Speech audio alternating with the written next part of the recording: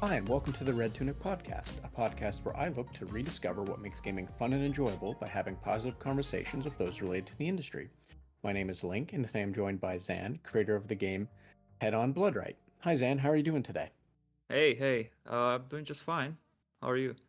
Oh, I'm doing all right. Thanks for asking. Um, so, Zan, before we get started, if you don't mind, maybe tell me, my listeners, whomever, a little bit about yourself, just so we know who you are. Well, I'm Zan, which is more or less coincidentally the name of the protagonist of my video game. Uh, and I made Head-On, which started off as a mod for Doom, and it kind of escalated into a fully commercial project. And yeah, that's the gist of it. I did study architecture. I was never professionally trained in game design, so it's something that I sort of learned by myself, along with other helpful things like digital art and sound editing and all that good stuff. And that's a really uh, an interesting place to start or to go from before making games. And I'm sure you've been asked this a lot, and I do apologize if this is like one of those questions where you're tired of it. So please forgive me and humor me, I suppose. But using GzDoom now, I'm not overly familiar with like the full what have yous surrounding it. I do know that it's come a long way, but what was it that made you like you said you started it was originally meant to be a mod for Doom. Uh, you know, was it a matter of you liking what you were doing and you wanted to like continue making it, or did you just sort of keep making a mod and it just sort of grew into this huge project? Uh, well, to be fair, uh, I put the base of the project somewhere around 2009. That's when I kind of started imagining my dream game, as people do. And obviously, having no real game dev knowledge, especially programming knowledge, I was content with it just being like a dream, like, just something that I would fantasize about. So along the ages, I sort of like kept developing this thread of thoughts. Um, and eventually, I discovered Doom mods. And the thing about Doom mods is that with a lot of them, they're made by like usually just one person. And I was playing Brutal Doom. I'm one of those guys that got into Doom mods via Brutal Doom, and that was just amazing. Like, uh, I was mind blown by it. It cranked everything up to 11, and during that time where AAA shooters were kind of lame, it really felt like something else. And the moment I realized that it was basically made by one guy with help from a bunch of people, I was like, hold on a moment. So you're telling me that you can actually make something like this without. Because I knew that Sergeant Mark IV didn't have professional game dev training either. So I was like, hold on a moment. There's something onto this. And yeah, that determined me to get into GzDoom modding and try to learn more about it. It is pretty difficult for someone who has absolutely no game design knowledge, no programming knowledge to sort of like start grasping what's going on and understand the inner workings of a game. But hey, I was really determined to learn more about it. And see, that's the I think one of the most important things when you wanna be a solo dev. It's like finding an example that works. Because it relates to you the fact that you can do it yourself. Uh, Oftentimes I see indie devs struggling with this. It's like they start off a project and they just don't finish it really, or they lose themselves along the way. But since I had a pretty clear idea of what I want to make with Head On, that wasn't the case, and it was very useful to keep me motivated to learn. Because again, it was really difficult for it's very difficult for someone who has no, let's say, formal knowledge, no experience to just go ahead and do it. So yeah, there you go. You can basically say that I had a good example for it. I had a good idea in mind of what I want to make, and I started off, making it bit by bit, and eventually it just kept going, and people were actually pretty interested in the project. Um, and another important thing that I should mention is that Hedon was not. It was a Doom mod, but it wasn't designed as a Doom mod. I did impose this rule upon myself that I want Hedon to be a game that's commercial from a legal standpoint. So I didn't want to use assets that don't belong to me. Uh, I strived to make it fully original, although I knew that I was not going to commercialize it. And this is why Hedon became one of the first commercial games to use the engine. It's because when I was close to finishing the development, they just made some changes to the GzDoom license, and it basically got rid of some dependencies of having to use the Doom mod itself, and that essentially helped me get home run with the the publishing. It's like there's no more legal impediment to it, so why not? Let's just publish it as a game, and that was a really good choice because obviously, when you put your game on Steam, and this is another useful piece of advice for any indie devs listening, you're gonna get a lot of coverage. It's not necessarily about the money or the sales. It's just about the attention that you're gonna get. I see a lot of indie devs who insist on publishing on itch, which is also what I did, itch.io. It's a great platform. It's very easy to use, but unfortunately, not a whole lot of people care about it. So I think that's the moment that mattered the most for Hedon. It's when I published it on Steam. Because you don't get only a lot of attention, but also a lot of feedback.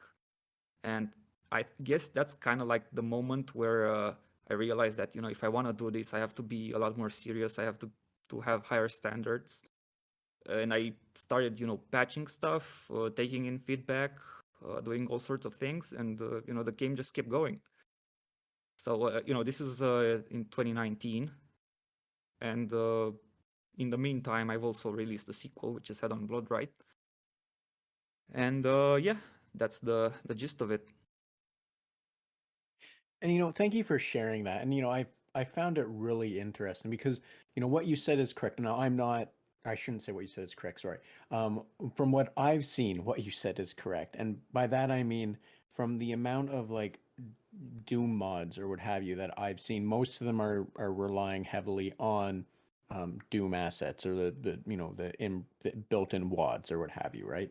And for you to go to that extent to ensure that everything you're doing would not be reliant on, um, you know, assets that you wouldn't be able to have ownership of or what have you, as well as the fact that your game doesn't feel like Doom. And by that I mean like and I'm sure other people have said like the exact same thing in that when I was when I played Head On, there's no like if you didn't tell me that it was built on GzDoom, I would not have thought that. Like there it's it's just wild the amount of stuff that it's doing that does not feel like Doom. And I know that's kind of like floaty and vague to say, especially for people that might not be really aware of, even the smaller amounts of the like Doom modding scene. But for anyone that's aware, like I imagine they also, or that would mean more to them to say like it's wild how little this game actually feels like it has the restrictions or the constraints of Doom in general. So I just want to say that like that's it's pretty awesome what you've been able to achieve with it, and it's just great. It's fantastic. I know I stuttered there, but anyway. Yeah, this is actually something that's pretty important, and we are being taught this in architecture school as well, in regards to restoration, especially. There's this concept of pastiche, which basically refers to you trying to recreate a piece of art from an older age with modern equipment and just reproducing it like a 1-to-1 scale or something like that. Like, going to paint like some medieval church paintings with acrylics and stuff, it's just kind of like you don't do that. It's like artistically a bad idea, and philosophically it's a bad idea. It's like you're reproducing something against the definition of the time. Every piece of art is a reflection of a period of time. So this is something that I've been kind of concerned with Doom, because I am essentially using a fan updated ancient engine, but at the same time, I wanted to keep Hedon within the parameters of Doom. And this also helped a lot with me being able to stick to the project and see it through, because I knew from the beginning what I wanted. Like, I wanted the combat and the weapons that rely, I didn't want to do anything outside of Doom's scope.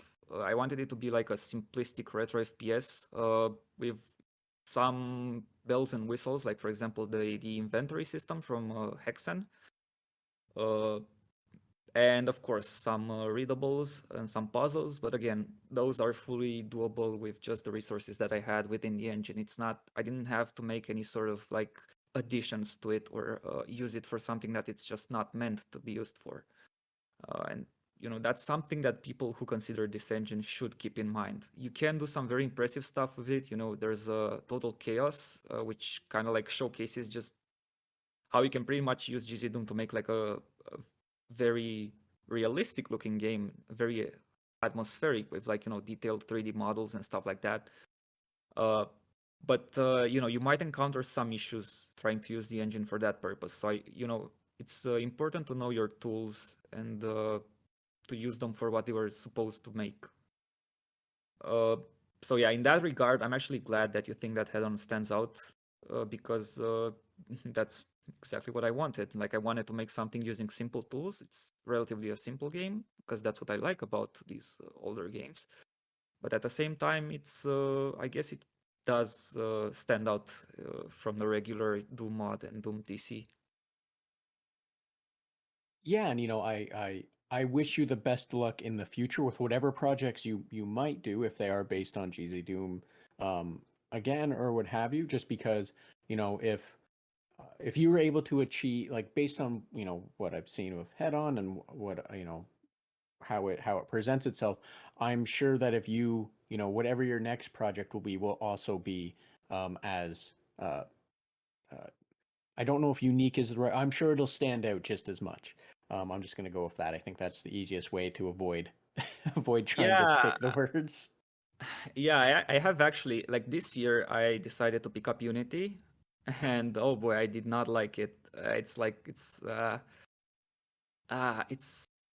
I think I would best describe it as it's very alienating, and I don't know, man. It's like I'm thinking how people just get into game dev just using Unity. It's like I don't know. It's GCDOM has this advantage of like easing you into it and sort of like giving you a lot of useful tools, and it already has like the methods and the functions and the scripts sort of like prepared for you to just implement them. It's more like an interface rather than a blank canvas, kind of like how Unity is. You just boot it up and I'm talking about Unity now. It's like a blank canvas, and you're like, well, where do I start? It's very alienating. Whereas GZDoom offers you a really nice level editor. You can just start off by making a Doom map. You have the textures, you have the monsters, you have some weapons.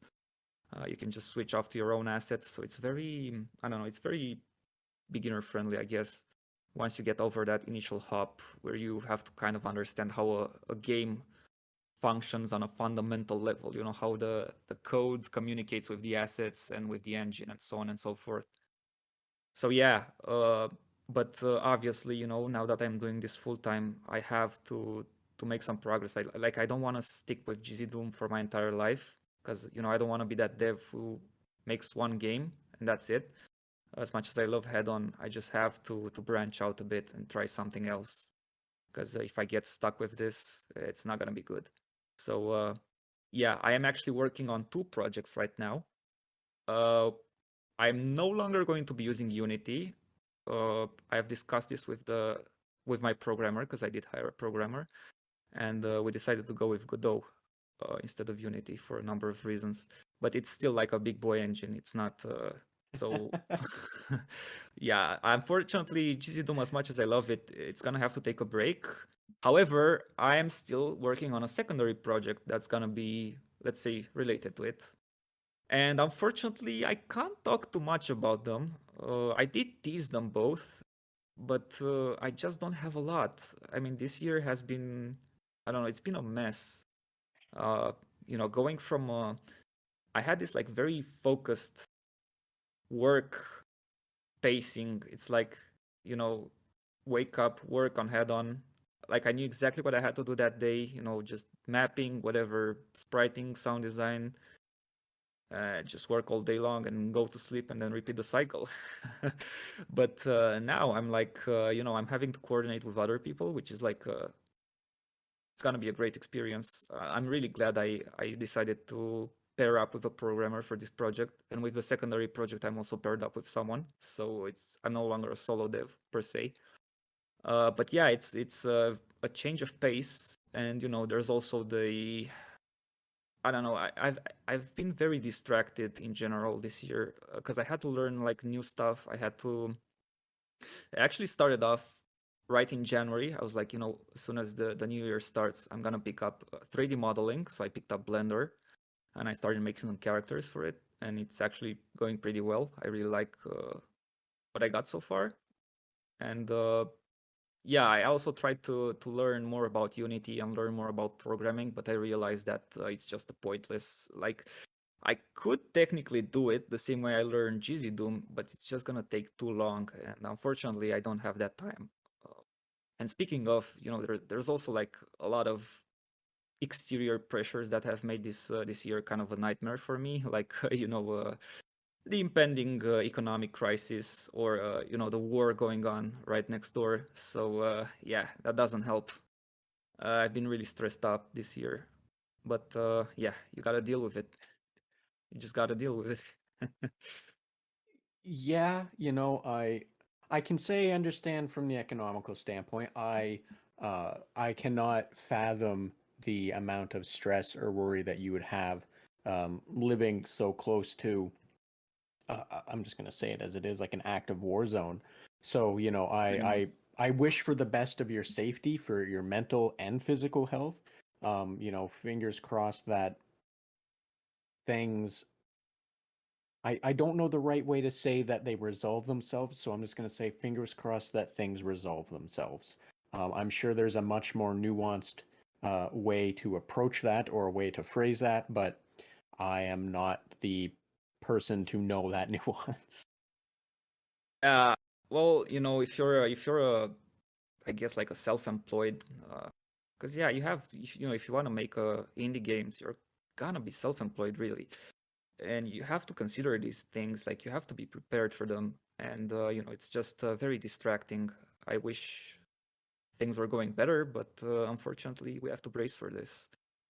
But all things considered, I am pretty confident that we can pull this through. Like unless we have some wacky hyperinflation that renders me completely bankrupt and unable to pay the people I work with, then I should be fine. So yeah, but still, I have to prepare for this, and I have been investing some time into just generally getting prepared. Because it's time like this when you realize that all you really have is your own skills and whatever assets you have on you. Because if electricity goes down, if you're on the road, there's no more.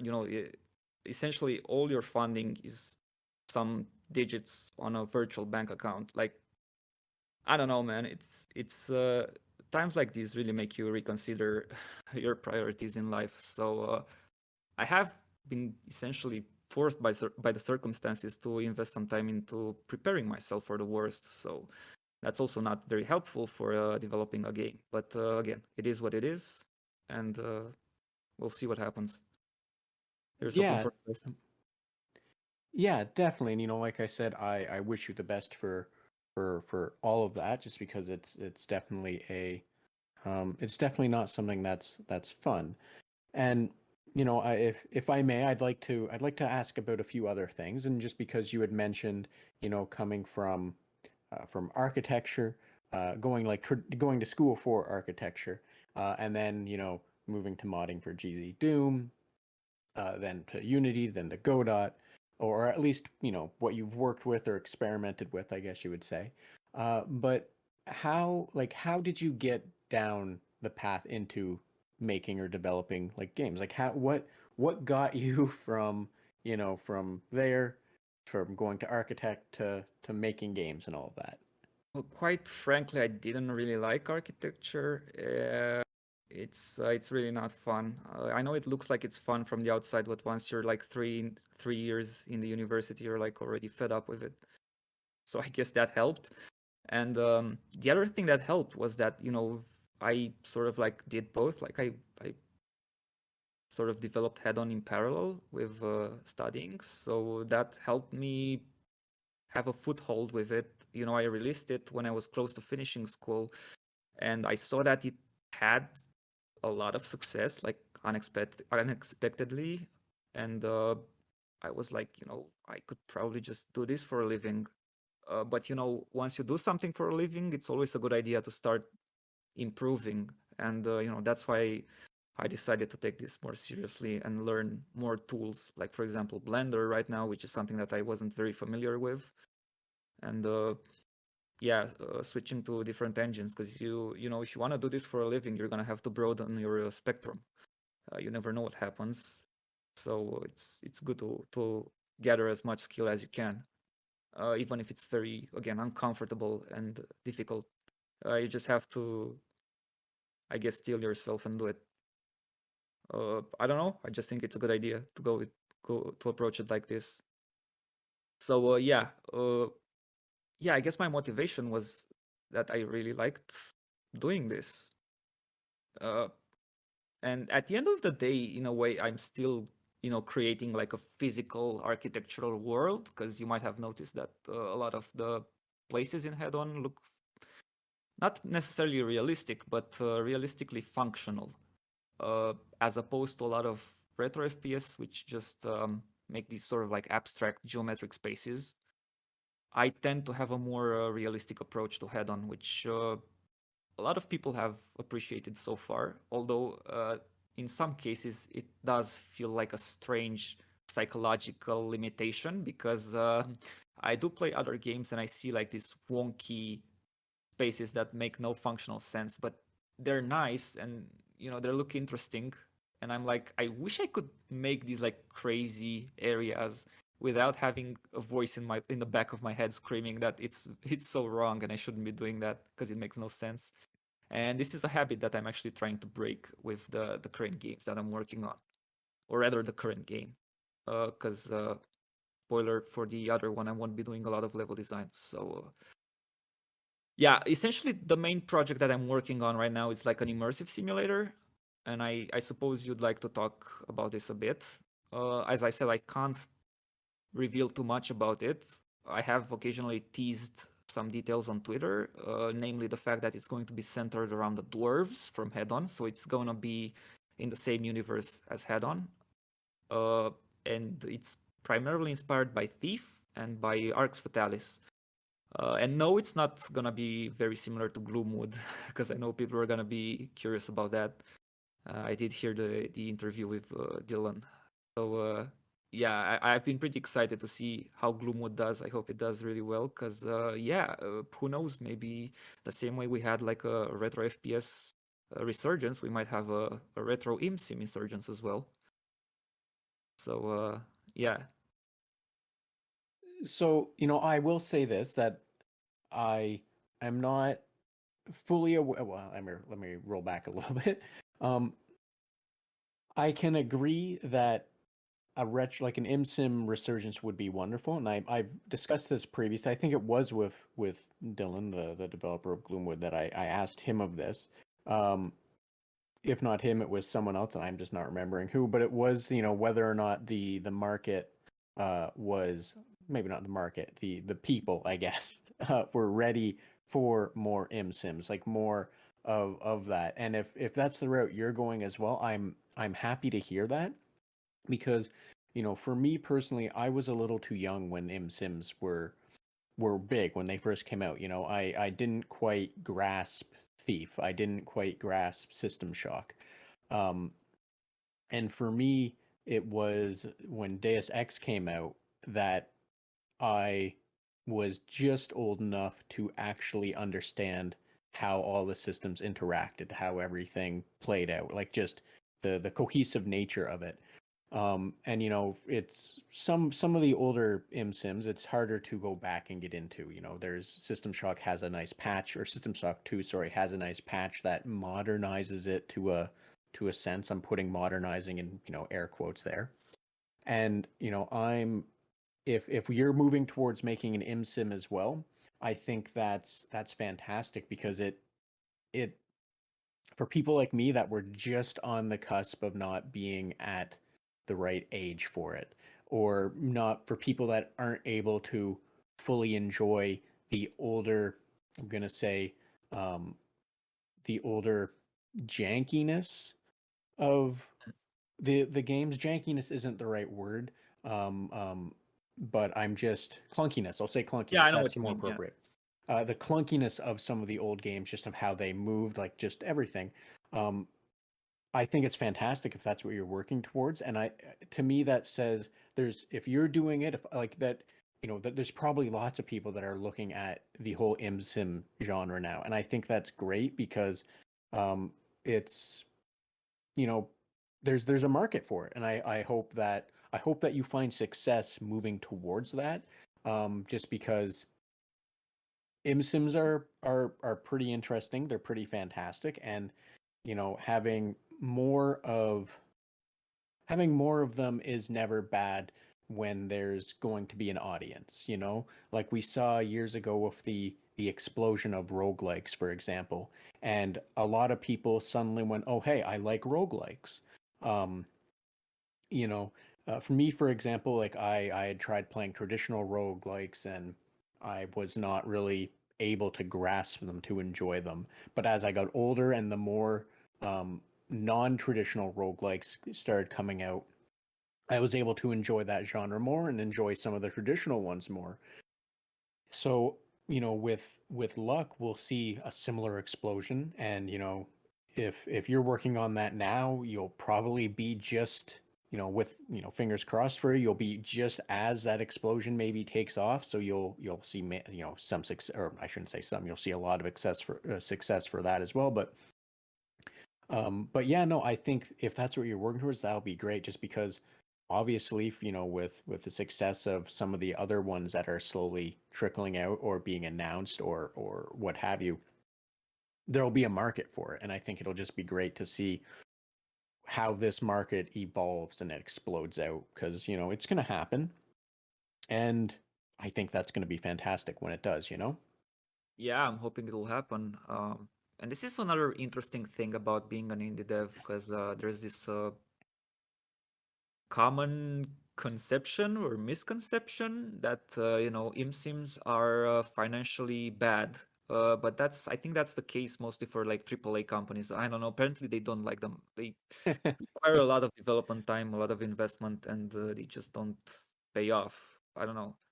I haven't analyzed this in depth, but yeah, you know, there's something that you realize, and this is something that sort of pushed me towards this path. It's like the AAA industry, when you think about it, they started off, basically 30, 40, 50 years ago in a garage, just making passion projects, and then they just kept growing and growing, and they kept expanding, and they just ended up being this like huge leviathan that has like uh places in multiple countries where you have like hundreds or thousands of employees. You have to pay rents, you have to pay salaries. It's like this big beast that requires a constant supply of food. And you have to think a bit about how the AAA companies perceive gaming, because for them it's like it's no longer about experimenting or about making interesting things. It's just about making that sausage and getting paid for it. So that's why I think a lot of companies nowadays are just they're very stale, and they make these like formulaic and stale games. So you have the typical example with the Ubisoft making same Assassin's Creed game with like minor changes to it, and I think that's just the way the AAA industry works, because you can't risk flopping too hard, because then it's all gonna come falling apart. So this is the cool thing about indie devs, is that you can go through these cracks, you can take these risks and come up with something that's like exceptional, and it can stand out for a lot of people. And I think imp sims are ripe for this. I mean, hell, look at the Cruelty Squad. When I first saw Cruelty Squad, it's still in development, and I was like, this game is gonna, it's gonna blow. Like it's just like I knew it. I knew deep down that this game is just crazy, and it's gonna attract a lot of attention, and people are gonna talk about it, and they're gonna be sort of like rattled by it, because it looks so I'm not sure if repulsive is the right word. I don't know. It's very provoking looking. So yeah, it's stuff like this that a lot, like a AAA company would never make like a game like that. So I think there's like an interesting balance between companies and various game developers in the market. So yeah, I don't know. It's a good time to be an indie dev. Thank Lord Gaben for giving us Steam and allowing us to actually make a living from this. Yes, I'm not going to disagree. I can't say, from the standpoint of an indie dev, but I can say from the standpoint of someone that enjoys indie games. I've always, I've said this multiple times, and I'll probably say it for many years to come. But one of the things I love about the indie scene is that, like you kind of said it, it's like a passion project in a lot of cases, right? You're not beholden to a board of directors or a big set of investors. You're largely, beholden to whatever money you're putting into it or whatever you're willing to put into it. And I love that a lot of indie stuff seems to just be people saying, well, this is the kind of game I would like to see. And it's just throwing stuff at the wall and going, well, okay, that worked. And moving forward from there. And I don't mean that in a bad way, because, without the risks that indie devs are willing to take, you know, you're not gonna see some of like the wildest things like Cruelty Squad, for example.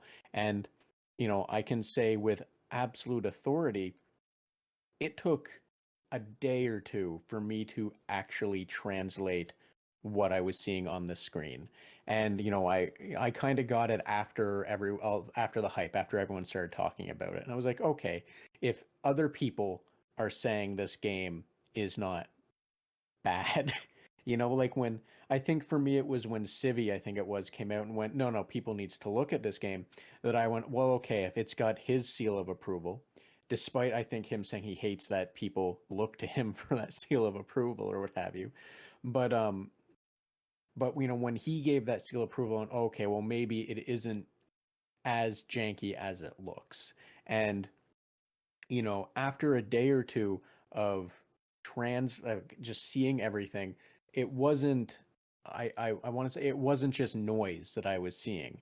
My significant other, she had watched me playing it a few times, and she only saw noise. I streamed it to some friends on Discord, and they could only see noise. But for me, everything on that screen was making perfect sense. And had it not been for them being willing to make that attempt to do what they did, we would never have seen that kind of game. And because they're taking that risk, I think I've seen some other devs who are taking uh who have or are taking like a similar kind of aesthetic approach. And they're putting their own twist on things, and I wish them the best in the way they're doing it, because it looks interesting, and it would have looked interesting without the aesthetic choice, based on the mechanics. But that's neither here nor there. I'm just trying to say that yes, I really do think it's fantastic, the amount of indie devs that are existing and the amount of risks they're willing to take, because kind of like you said, there, we're gonna see.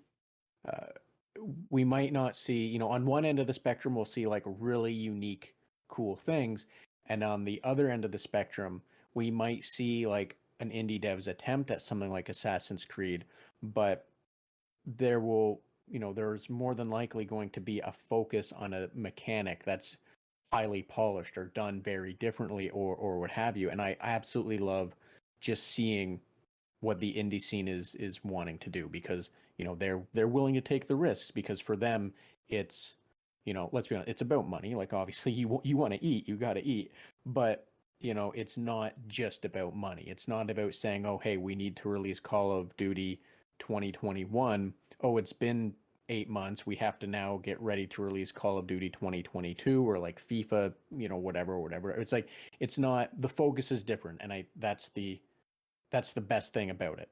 I know I rambled Pretty a much. lot there, and I'm sorry.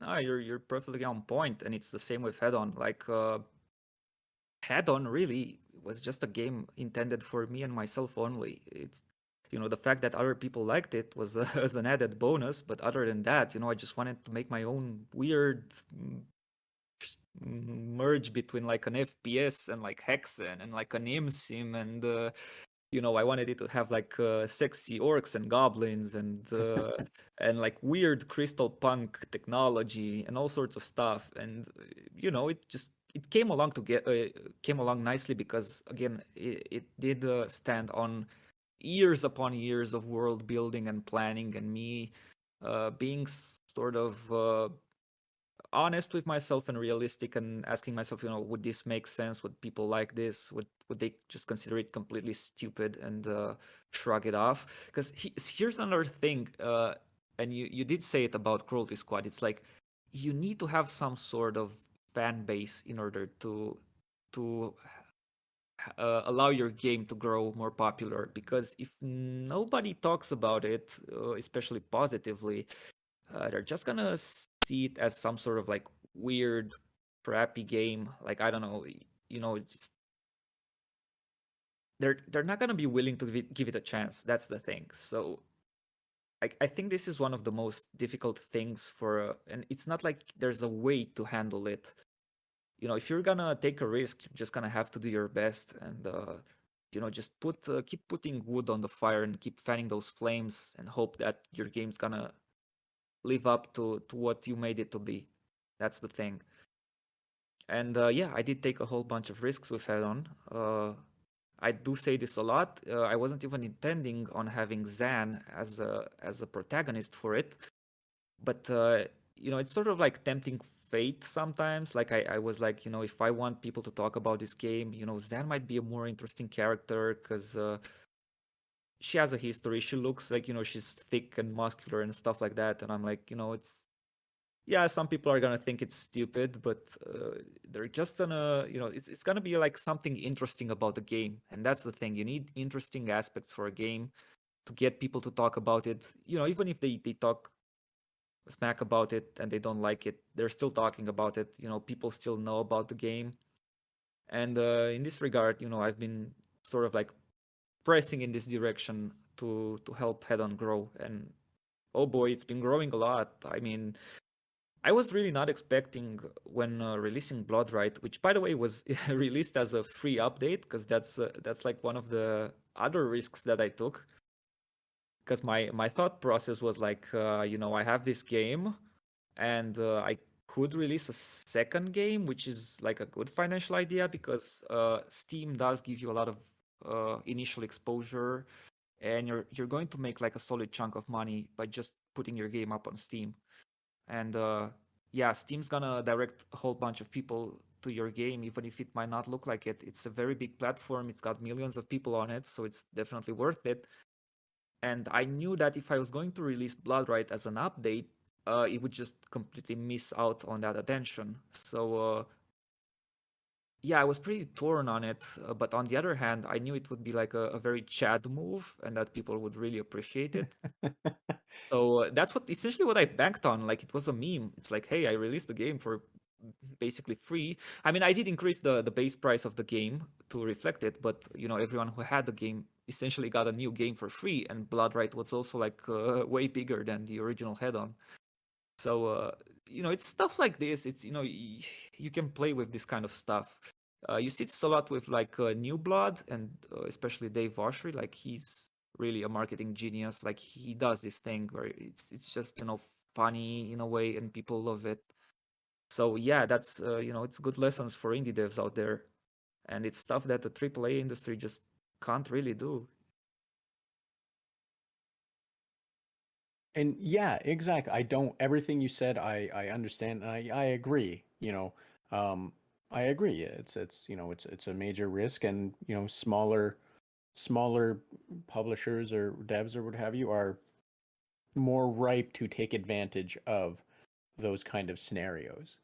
Now, Zan, I do want to ask you this as well, just because, talking about, previously mentioning things that, Head On was a game that you wanted to make for you, a game that was primarily directed at things that you would like.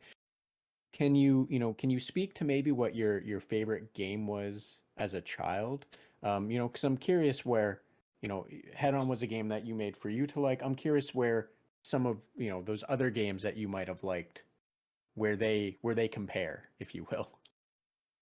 When I was a kid, I used to play like exclusively car games. Like I didn't care about anything else. I was really into cars, which is kind of funny because I completely switched over. Like I had this moment when I was about 6 or 7, when I just switched from cars to guns, uh, much to the dismay of my parents.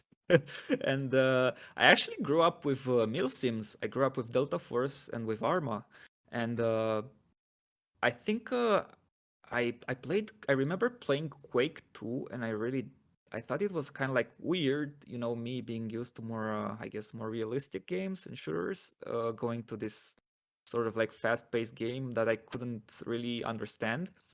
However, I did have Serious Sam, and Serious Sam I guess was my first major retro FPS that I played like a whole lot of times. Like I played that game again and again, and yeah, I really loved it. It's a very colorful game, and that's something that bears an inspiration into Hedon, because Hedon is also a pretty colorful game. Like I strive to make use of the entire color palette for it, because usually a lot of developers tend to rely on like monochrome, or like it was a period of time where everyone was making like brown and gray games because it made them look more sober and more realistic. And I was like, because that's the thing, it's one of the factors that pushed me into making Head On. I just felt like games were becoming worse. Like I don't know, I was stuck in that period when I was playing like Serious Sam and Delta Force and whatever, and these were like colorful games. They were games that gave you a lot of freedom in a way, and they weren't like these corridor based interactive movies with like quick time events and stuff like that. So yeah, I guess we can trace the origins of my favorite games to like well, outside of Mil Sims, which I still love and play today. I guess Serious Sam, and I also played the Duke. I had the Duke Nukem Manhattan project, and that led to me playing Duke 3D, which I also had like this odd fascination towards. And I think up to this day, the thing that I love so much about that game is the level design. I think that had such a strong mark on me. Like Duke's sort of like interactive, somewhat realistic game design. It has such a charm to it that served a lot of inspiration for me. And I do hope that one day I will be able to make a game using the build engine in a similar fashion to Duke. Um, so yeah, other than that, of course, Thief had a huge inspiration on me. Thief at that time was the first game that sort of like introduced stealth as a way of playing a game. I know nowadays this sounds weird because there's a lot of games that sort of have this by default. Like you can either be a warrior or you can just go ahead and sneak and do silent takedowns and stuff like that. But back then, Thief was really new as a concept for me, and I do remember that the first time when I played it, I was just going around attacking people with the sword. Like I was completely unaware that you could just use the shadows and sneak around and stuff like that. And as I started to understand that, and I started learning more about the game, I just grew increasingly fascinated with it, and yeah, it stuck with me for sure, which is why I'm making like a thief-like imsim now, I guess. So yeah, there you go. It's Serious Sam Duke 3D. Uh, Eventually, I started playing like the usual, like Call of Duties, whatever, Halos, and uh, as time went by, I just felt like they were increasingly unappealing to me. I felt like they were becoming more and more dumb, and yeah, at some point, I just thought about analyzing why do I like these older games so much. I mean, is it just contrarianism, or is there something to it?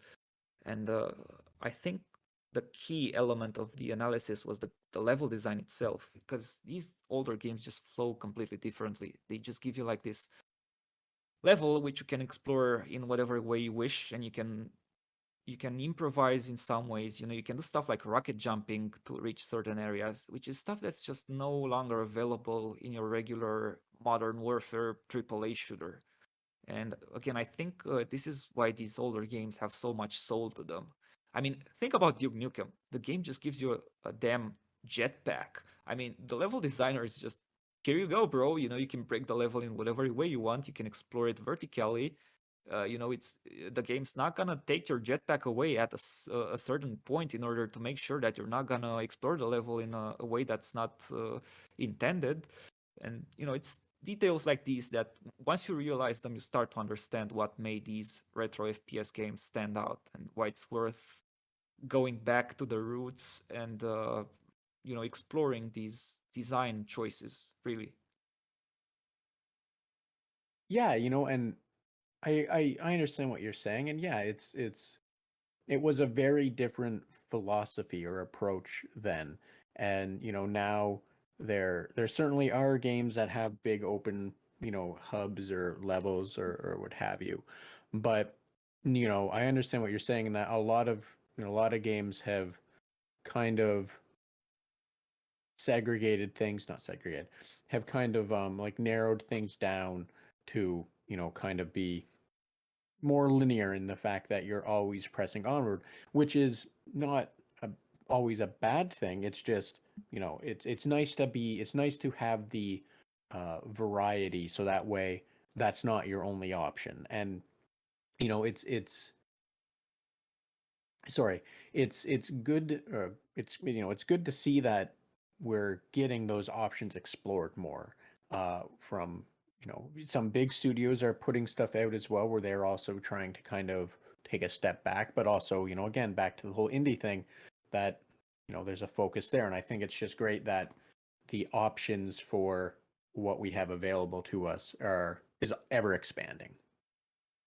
yeah, I think there's this idea that well, I think the game that sort of like changed the course of shooters was Half-Life. Half-Life was very influential for all these like linear scenario or story-driven games, I guess. And Half-Life is a really great game. Like I recently played Black Mesa, uh, and yeah, like you can sort of see the apex of linear design in there. Uh, it's but it's like it got taken further and further refined, and people just sort of like forgot that there's other ways to handle the design of a shooter. And yeah, as you said, it's great that we can have these many options nowadays. Like if you want to play your cinematic experience, you can do it. And honestly, I'm just fine with that. Like I do enjoy some of the Call of Duty games. It's like it's kind of like relaxing almost. It's like again watching an interactive movie in a sense. So yeah, it's we all stand to benefit from this. I'm not Yeah, saying that it's we should all be making retro FPS. I'm just saying that it's worth uh reevaluating their value, well, sort of, and yeah, trying to understand what made them special, because that's something that can stand on its own nowadays. It's not something that's outdated. Period. It's just it's just the way the other games and AAA industry has evolved following like Halo and Half-Life and stuff. Yeah, and there's something I spoke to someone else previously about, and the term that they used, and I can't remember who they were, and forgive me if you're listening or what have you. Um, but the term that they used that I really liked, and I think it kind of speaks in the same way for how you're talking about like how you enjoy like a game like Call of Duty.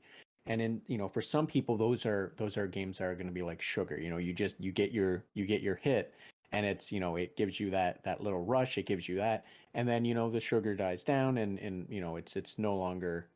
I don't want to say it's no longer enjoyable, but like the rush, the thrill of it is kind of gone, and you just get a quick hit of it, and then you move on to something else for a bit. And I don't think there's, regardless of what kind of games people use to get their rush, to get that sugar hit, right?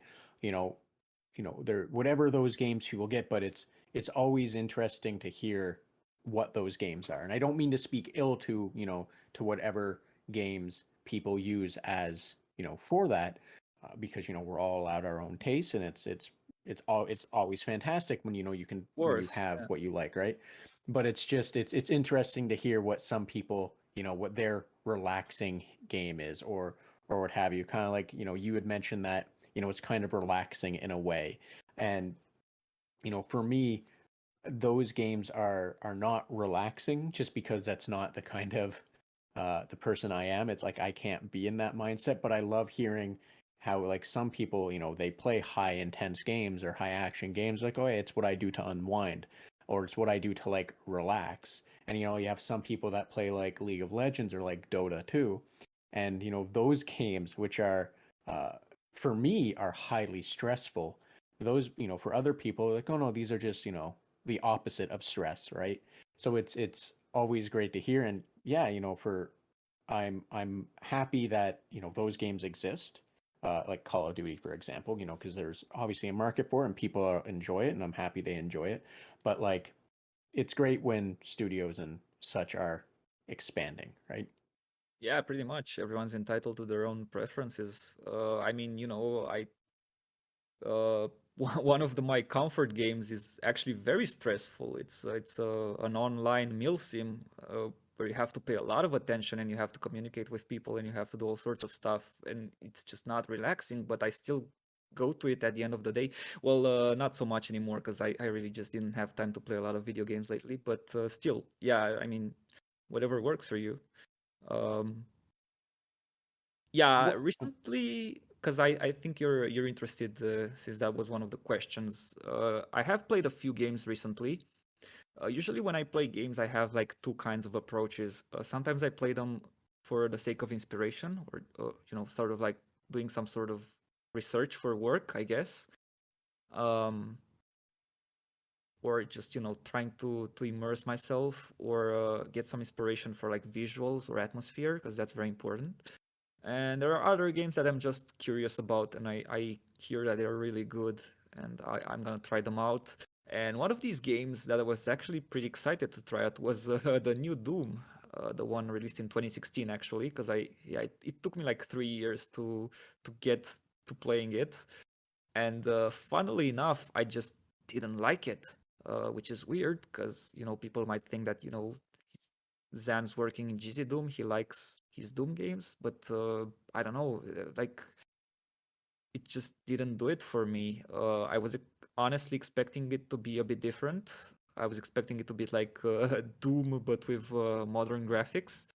Uh, but yeah, the new Doom games just sort of like do their own thing, and that's just great. Like, I always say this. I don't say that they're bad games. I just say that they're not my type of games. Like, I get it. It's a game where you do the rip and tear thing, and you feel like a badass, and there's like cool music going on, and that's just really great. I mean, it does a good job at doing that, and if you like it, great, but it's just not my kind of thing. Like the same way I don't like FIFA and League of Legends, I just don't care much about that.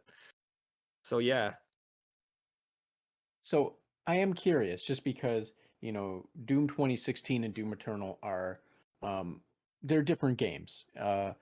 I'm curious, have you tried Doom Eternal, or are you avoiding it after not really enjoying 2016?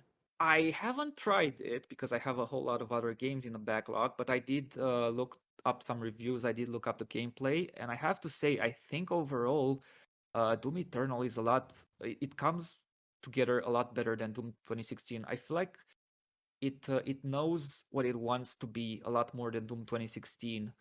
It's a lot more focused. It's a lot more specific on what it wants to be. And if I were to compare the two, I'd say that Eternal is probably better than 2016 from like an objective design standpoint. Uh, so yeah, other than that, I don't know. I don't have a lot of opinions about them. Well, hopefully, I'm not going to speak much to it because you haven't played it. So what I would say won't make a whole lot of sense, or functionally might not make a whole lot of sense. But hopefully, in the future, it's when it is on sale, you're able to pick it up. And I only say that, not that I would overly advocate only buying games on sale, but for games for people that are unsure if they will like a game, I 100% advocate buying those games on sale.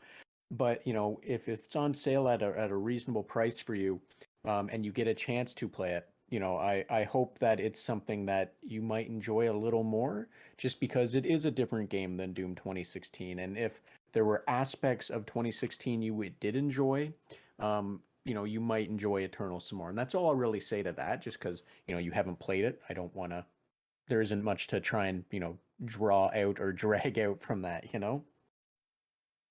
Yeah, I mean, maybe I don't know. I have like a sour taste from a much older game that reminds me of Doom 2016, which is called Bulletstorm. You might have heard of it. Bulletstorm was marketed as this sort of like neo retro FPS back then. It Hmm. essentially was marketed making fun of Call of Duty. So all the tropes from Call of Duty, like stuff like turret sections and quick time events and whatever. It was just making fun of it, and it's like, our game is like badass, and you're gonna kick people around, and you're gonna have cool looking weapons, and I was like very excited to play it, and I started playing it, and I realized that this is essentially Call of Duty but with kicking people around.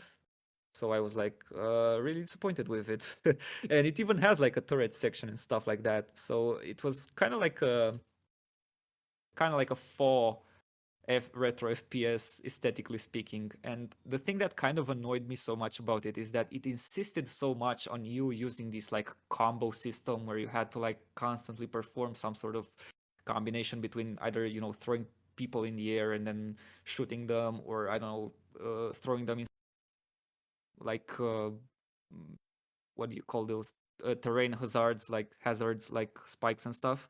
And all I really wanted was to just run and gun people. Like I didn't want the game to constantly make me do this combo thing and see high numbers pop up on the screen. I just wanted to shoot these weapons at people, but that was ineffective because the game designers really wanted you to make these sort of like combinations. They wanted you to dance, do the dance. And this is kind of what I didn't like about Doom 2016. It really wants to perform these like executions and do the dance, and yeah, it's like, if you want that, perfectly fine. Like, it's, again, I'm saying it's not a bad game. I don't think it's a bad game. I think it's a good game. It's just not my kind of thing. So yeah, as far as I've seen footage from Eternal, it just looks like again, it looks like an improvement of that. It wants you to it wants to give you that bad killing machine rush where you just go around and you murder things at high speed, and you do these executions, and you have to manage like your ammo and your armor. It's like how did they call it, like a, a shooter chess? Yeah, it's Yeah. so this is what I'll say for Eternal. Based on what you just said about what you didn't enjoy, I would personally advise you to probably not pick it up, because if those aspects of 2016 soured you, um, you would probably can like those aspects are ramped up more so in Eternal. And I don't say that to try and speak ill of Doom Eternal. I say that more to potentially, not advise you to spend money on something you might not enjoy. Um, just because the aspects of micromanaging your health, your armor, your ammo and whatnot. It's a lot of chess. The enemies in Eternal, each one is kind of, you have a certain gun to take it down, or an advised gun to take it down, but you have to manage those glory kills or whatever they're called to then get your health back, and it's a lot of juggling. And I for what you're talking about, and I forgot all about Bulletstorm, and the existence of it, and I get the connection, because I think Bulletstorm, what you were talking about, what the aim was. All I was hearing was their attempt to make something like Devil May Cry, but as like a first person shooter. And I don't think they did that relatively successfully. I don't want to be despairing to anyone that worked on Bulletstorm or what have you, because functionally it was an interesting game. There was a well thought out concept, and how they wanted it to work out. um, but it was very much a product of the late, the late 2000s, early 10s, right? Yeah, pretty Um, much. and for what it is, for a product of that era, I think it was fine. Moving back to it is a lot harder, just because we're 10 years later basically from when that game would have first came out. I know it got some updates or what have you, but yeah, no, I understand what you're looking for, or what you were hoping it would be, right? And yeah, those kind of, yeah, it's just that wasn't that kind of game. Yeah, Now, anyway, all sorry. things considered, I'm actually glad that Doom 2016 and Eternal came to be, because they're so successful, and they really are an example of, maybe, yeah, they are AAA games. I mean, let's face it. It's an example of AAA, taking some risks and making something that's just different. So in that regard, I'm really happy for the new Doom games.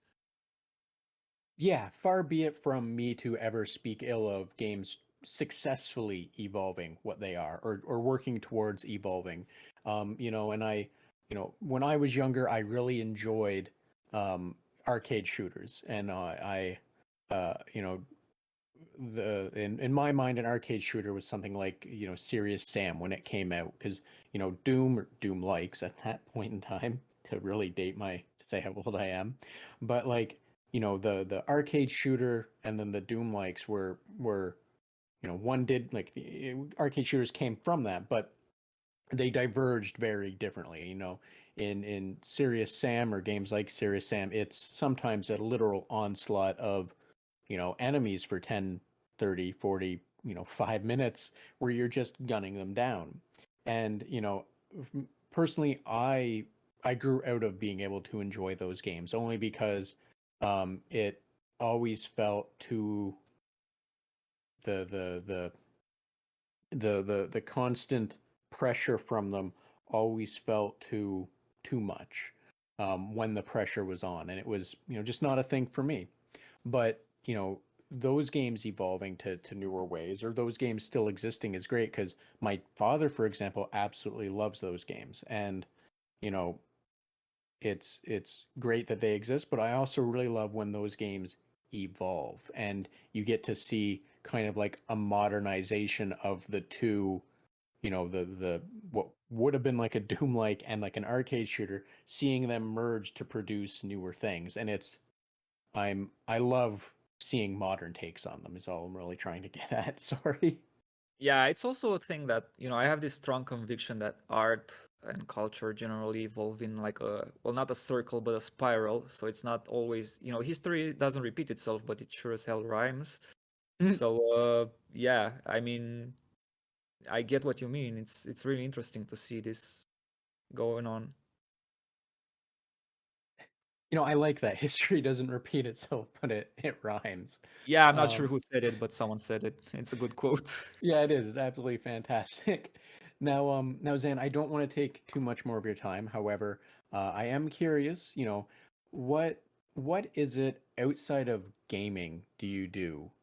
Like, what kind of hobbies do you have? What kind of things do you enjoy that aren't strictly related to games? Now, I know that that could be a loaded question because I have asked that to some people, in which they say, "Well, no, all I do is game."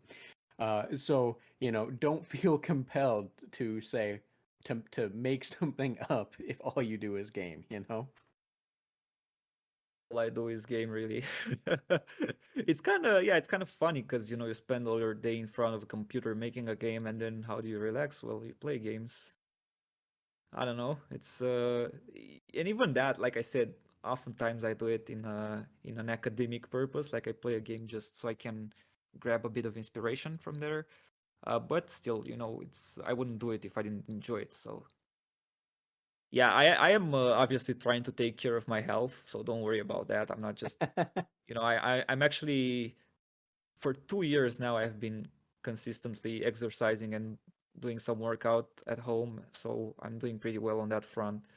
So yeah, I think I'm far from like suffering from some sort of like ugly addiction of video games, which is something that I dealt with in my teenage years, and in a way I regret it, in a way I don't regret it, because everything you do kind of leads you to the person that you are nowadays. So there you go. I used to play a lot of World of Warcraft, and the funny thing is that for all the time I wasted in that game, I also met some people that had an impact on my development, and including the guy who taught me how to draw, which without that I wouldn't have been able to make Hedon. So it's stuff like this that helps. It's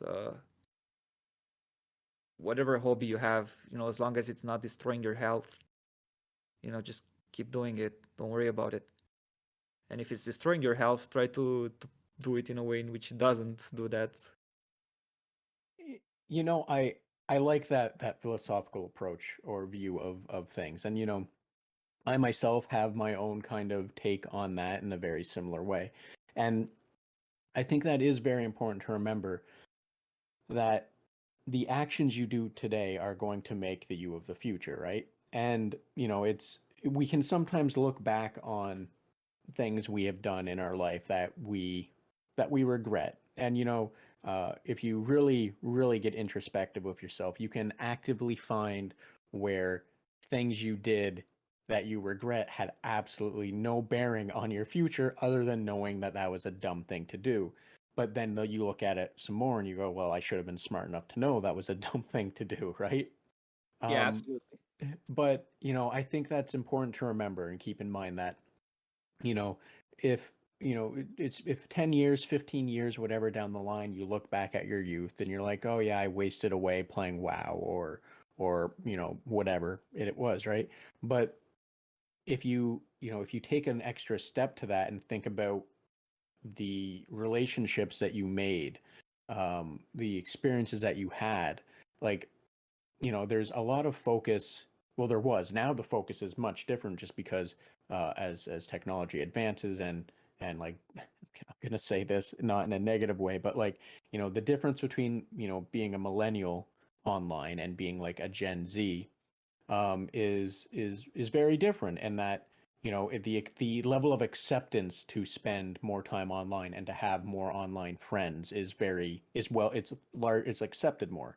So for my generation, because I'm a core millennial. I was born in 1988, which means I was just growing up just as the internet was really coming to fruition. So I kind of experienced the the best of when the internet was the wild west, and you had just things being thrown at the wall to see what happened. And like for me, it there was the negative connotation that I spent a lot of time online, um, which I'm happy to know that, like, the next generation on, the kids under me don't have as such negative connotation just because it's more accepted. But for my generation, I think it's important that if we are being introspective about it, that we also keep in mind that you probably have a lot of very important relationships to your life, a lot of experiences that may not have been the same as when you were younger or someone that's a little older, but you still have those great experiences where like you got to meet and talk to someone when you were like 13, you got to talk to someone from like Sweden or from Finland or what have you. You got to get these really interesting changes in worldviews. And, like I said, now looking at it, people might give you a hard time when you're, then whatever, now even for your age. But I think it's just um, important to look back and actually accept that, you did a lot of stuff that made you who you are. And sometimes a lot of those experiences are largely for the better. And, you make lifelong friendships with people. Like for me, I met people not through WoW, but through other things like IRC or what have you that I still talk to, that they are, people that I relied on a lot when I was growing up.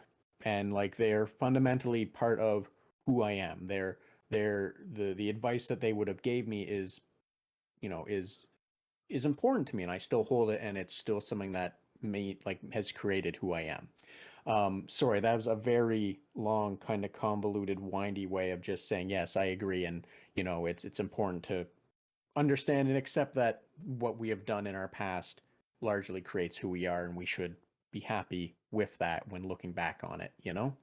Yeah, and if honestly, if I were to wrap up this entire conversation, if we're talking about being an indie developer, really you just have to be honest with yourself, and you have to make the most out of the circumstances that you're finding yourself in, and just keep growing, and you'll be fine. If life gives you lemons, just make lemonade. Yes, exactly. Yeah, make the best of what you have, and sometimes the best of what you have is pretty good, and you can also make something really great with it, right? Like you know, sometimes just make good stuff. I don't know. I'm sorry, I'm trying to go somewhere with that when I shouldn't be. Yeah, it is what it is. I mean, that's what we should try to make. We should make good stuff. Exactly, right? Um, anyway, so, so Zan, as I said a few moments ago, I don't want to take up too much more of your time. However, if there was anything else that you wanted to discuss, maybe a cool game, you've already talked about what you're doing, but if you want to add on to it, by all means, or just something that you feel more people should be aware of, please, the floor is yours as well. Let everyone know where they can find more information about you, which I'll also be including in the episode description for you. Uh, I think more people should try out GzDoom. I mean, a lot of stuff in there is just free, and once you learn how to set it up, you're just gonna have a lot of content to enjoy. And there's some particular exceptional works that you can just play right now for free, like Ashes 2063. Shout out to Vostyok, a great friend of mine. And there's you can just look up Mr. Icarus, and you're gonna find the Doom Mod Madness series, and you're gonna see a whole lot of great other mods in there.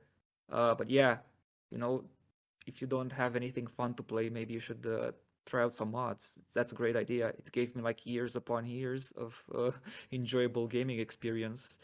Other than that, you can find me in the usual places. I'm Hedon Dev on Twitter. You can find Hedon on Steam, and if you Google it, you can probably find like all the other links. I'm also active on Patreon, on Discord. So yeah, you can look me up wherever you want, and that's pretty much about it. Awesome. Well, thank you for that. And yeah, I am going to I'll include links to the Ashes 2063 and Mr. Icarus as well for you, but as well including all of your information so that as I said, anyone that wants to learn more about any of those things will have easy access to just click through and learn. Sure. However, Zan, if there wasn't anything else, if you were good, I will let you get back to your day working on your secret projects, I guess you would say, and also just let you enjoy the rest of your day or your evening in your case, because it's a little later for you. And I still got a lot of work to do. Life of an indie dev, I guess. But yeah, thanks a lot for having me. It was a pleasure. The pleasure was all mine, Zan. Thank you so much for making the time to have this conversation with me. Sure. See you later. Yeah. So thanks again, Zan, for making the time to have this conversation with me. And thank you for joining us on the Red Tunic podcast, as well as a special thanks to Ronald Jenkins for the use of music from the title track from Road Steep. And if you like this podcast and want to support it and help it grow, please subscribe or follow me on Twitter at Red Tunic Podcast to receive the latest episodes and news. And be sure to share with those you think might also enjoy it. Thanks, until next time.